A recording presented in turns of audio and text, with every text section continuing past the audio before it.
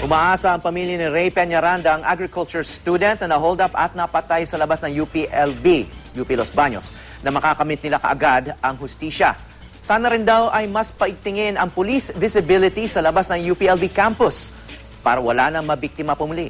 Ang Chief of Police naman ng Los Baños, Laguna, inalis na sa pwesto. May news to go, si Salima Refran. Daming tao.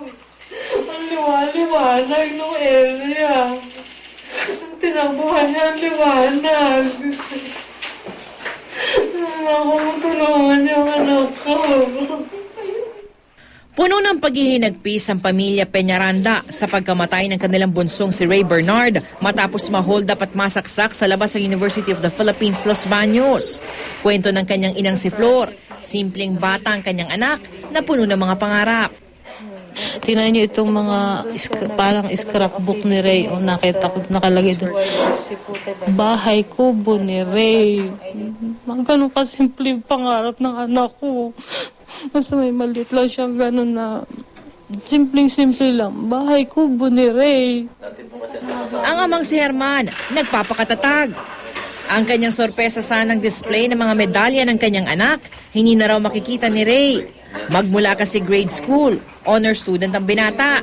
Noong high school, nagtapos pa itong valedictorian ng klase. Kaya naman ganoon na lamang ang panlulumo ng pamilya para sa 19 anyos sa BS Agriculture student na isang taon na lang ay gagraduate na sana.